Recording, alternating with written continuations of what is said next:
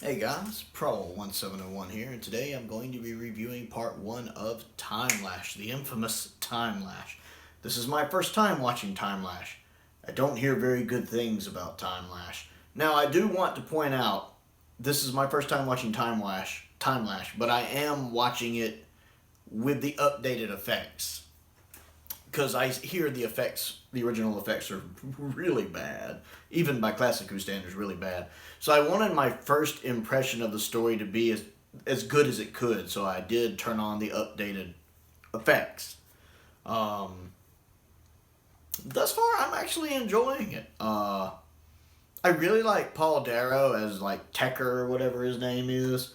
Now, I know Paul Darrow is very famous for being on Blake 7. I'm not really familiar much with Blake 7. I've done a whole video talking about Blake 7. I've known what it is since I was very little, but I have just very vague memories of it. Some of them I wasn't sure were actual memories, or some of them just memories I made up.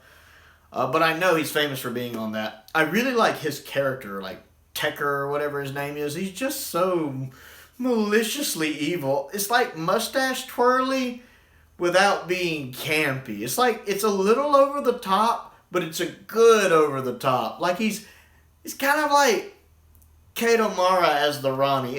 You can tell it seems like he's having fun with it, but it's not. It doesn't go into being farcical, and I love that. I definitely enjoy him as the story because he does seem kind of bad for the sake of being bad, but without just seeming silly, and I like that. Colin is okay. Again, I'm not a big fan of Colin's acting style. It's very theatric. It's a little more suited for being on the stage and not having a camera right up on you.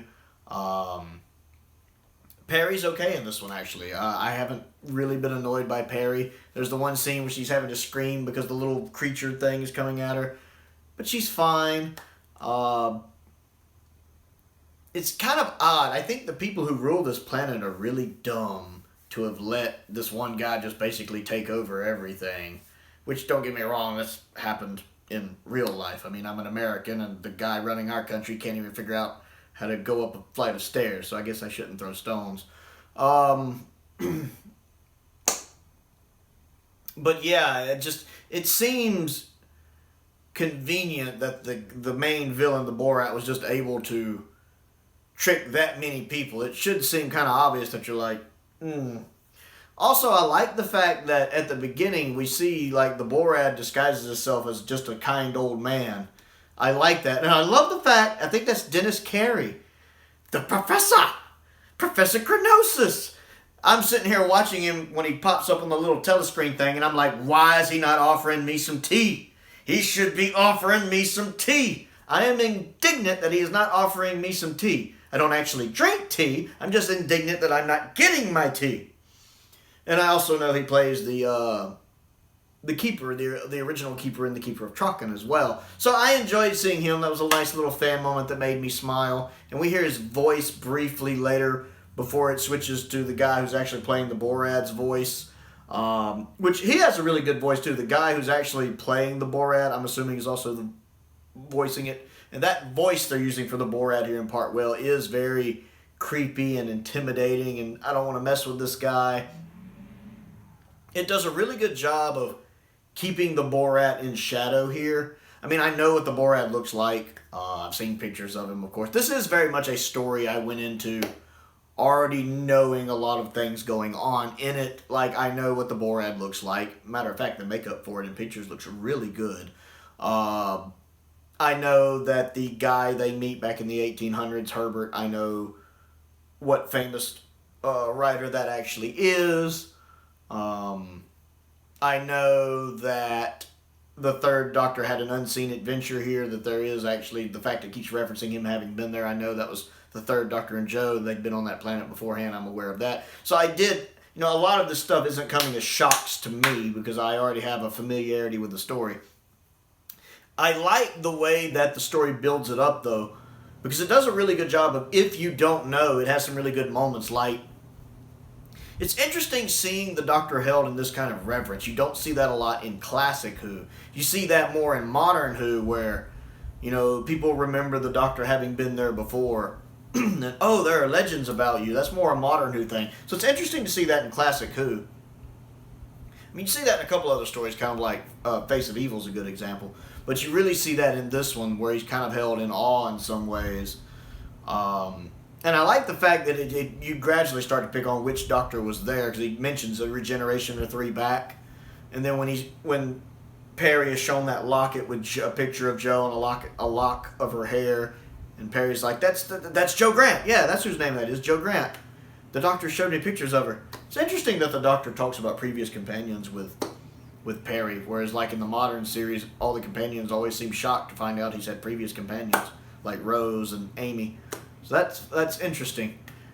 The updated effects look really good. I really like the Timelash effect, because it looks like the time corridor from like Tom Baker's intro and exit, but done in a modern way. Not necessarily a modern version of it, but a modern version of that 70s version of it, if that makes sense. It looks like the 70s version done with modern effects. And that's pretty cool. I like that. I like the little wink and nod there. For one second, it actually reminded me of the little tunnel it does at the opening credits of the animated Transformers, the movie, the 1986 movie, when it says the movie and it focuses in on the O and it has a little tunnel effect. Kind of made me think of that for a second with all the colors. I'm enjoying that. I like the different settings. I actually like the set design on this. It's a little basic when they're in the main, I guess, whatever building that the planet they're on, that little main building is kind of basic. But I like when they're in the past, that's pretty neat. And when Perry's outside, when she goes out the door and everything looks a little run down, that's pretty neat. The little creature that attacks her looks decent, pretty decent effect. A little basic, but pretty decent. So I'm enjoying that. Again, I like how they keep the Borat in shadow here. Obviously, you know, the dude looks weird. He's got the one hand with the long fingers, the other one hand with that glove that looks like it's like a century old. So it kind of makes me think of Grell from, you know, Talons of Wing Chiang. Okay, what happened to this guy? Has he always been like this? Did he do experiments on himself? I'm guessing the experiments route. Somehow he tried to prolong his life. Like maybe he originally looked like Dennis Carey, but he's been experimenting on himself to prolong his life. Because the Doctor acts like he doesn't know who the Borat is, but the Borat knows the Doctor. Ah, we meet again, Doctor. I've been looking forward to this, or whatever he says. So it seems like the Borat knows the Doctor, but the Doctor's not familiar with the term the Borat. So I'm assuming the Borat looked human when the third Doctor is supposed to have been there, and then he did the experiments and became the Borat. So that's interesting. Yeah, I like it. I'm curious to see where it's going to go. I like the cliffhanger with the Doctor being thrown into the Timelash. That seems like a good cliffhanger for something like that to have. They built up the Timelash a lot. The effect when the Borat killed the original guy who ran it, the old man, the girl's father, especially the updated effect of it, looked pretty good. Just aged him to death. That was interesting. So you can tell the Borat's the kind of guy who does time experiments. I have a feeling, again, that's how he ended up looking the way he did. And he probably needs the energy to fix it. And the Borat mentions being like 12 centuries old, so he's obviously prolonged his life.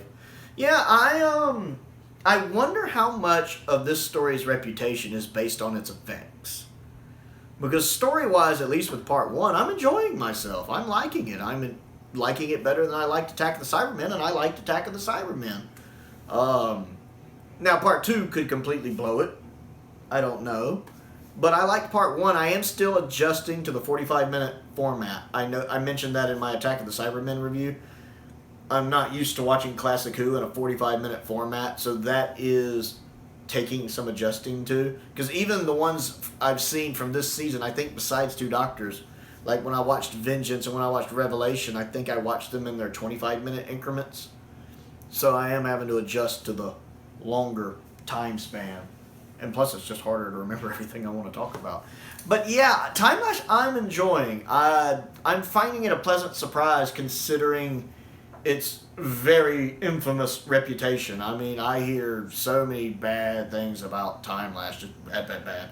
And again, I wonder how much of it is the effects, the story, and then the acting. Most of the acting's been fine. There's been a couple parts I can't think of right off the top of my head where the acting made me go. But for the most part, the acting has been pretty good. I like the androids too. They're a little silly with the way they talk, but I like the fact that they are humanoid androids instead of like the android from Robot or the android from Mysterious Planet. When they look very dated, I like the fact they went with a more humanoid android here. That's pretty cool. So yeah, Timelash. I am surprisingly and pleasantly enjoying it thus far. I would like to know if you have seen Timelash with the updated effects on the season 22 box set. So let me know, and if you have watched them with the updated effects, has it improved your opinion of it a bit? I'm not saying, hey, you suddenly like it, but do you think it improves the story in your mind at least a little bit? So I would like to know. Comment down below. I always enjoy hearing from you guys. Other things to do. Click the like button and the subscribe button. That helps me out. I'm definitely trying to break that 750 marker. I keep fluctuating right at that 750 marker. So my goal right now is to hit 800. So help me out with that. If you do enjoy watching the channel a lot and you haven't subscribed yet, it's free. Hey. Other things to do. I also have a Patreon. If you would like to support me on that, I would certainly appreciate that. I want to give a shout out to Stephen Crane and the Fifth Doctor, two of my top tier patrons. I really appreciate their continued support. I also have a link to my Amazon wish list down in the description as well, and my P.O. box is down there as well if there's anything you would like to send me. Most importantly, though, thank you for watching.